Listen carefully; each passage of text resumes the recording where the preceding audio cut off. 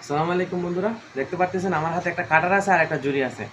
আজকে আমার বাগানে ফুটা ফুলগুলো সংগ্রহ করবো, গোলাপ ফুলগুলো সব অনেকগুলো ফুল ফুটেছে এখানেও। এগুলো দিয়ে একটা রেসিপি তৈরি করব, যেটা আমি আপনাদেরকে দেখাবো। 3 দিন ধরে প্রায় বৃষ্টি হচ্ছিল, এজন্য গাছগুলোর দিকে লক্ষ্য করতে পারিনি ভালো করে। অনেকগুলো ফুল ফুটে আছে, আর গাছগুলোকে হালকা করে দেবো। বৃষ্টির পানি পরে গাছগুলো নেতিয়ে গেছিল, মানে ফুলের মধ্যে পানি জমেছিল আর কি, এজন্য তো গাছগুলোকে আজ হালকা করে দেবো। দেখতে পাচ্ছেন, মাশাআল্লাহ বলবেন কিন্তু।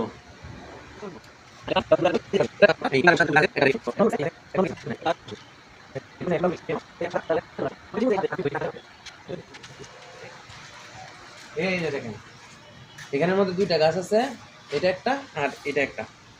এটাতে অনেকগুলো ফুল ফুটেছিল, আমি কিছুদিন আগে সংগ্রহ করছি। আর এইটাতে ফুল নেই নাই, এটাতে এই গত শীতের পরে এই প্রথম ফুল নিলাম। এখন বলবেন ফুল নেই নাই মানে কি? মানে হচ্ছে গিয়ে এই গাছগুলো বাড়ার জন্য কিছুদিন ফুল নিতে হয় না সব সময়।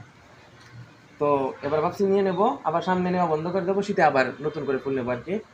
তো দেখতে পারতেছেন আমি একে একে সবগুলো ফুল ঝুড়ির মধ্যে নিয়ে নিচ্ছি।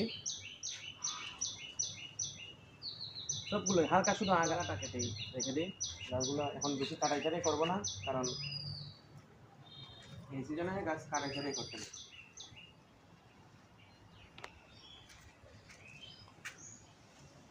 এই দেখতে পাচ্ছি এখানে ছোট্ট একটা গাছ, একটা ফুল থাকলে এটা নিয়ে নেবো। আপনাদের সামনে ফুলগুলো যে সংরক্ষণ করলাম, এখানে প্রায় 5 কালারের ফুল আছে, মানে 5টা ভ্যারাইটির গোলাপ আছে। এগুলো দিয়ে একটা রেসিপি তৈরি করব, যেটা আমি আপনাদেরকে দেখাবো।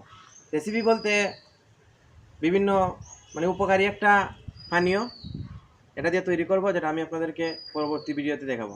সবাই ভালো থাকবেন। আসসালামু আলাইকুম।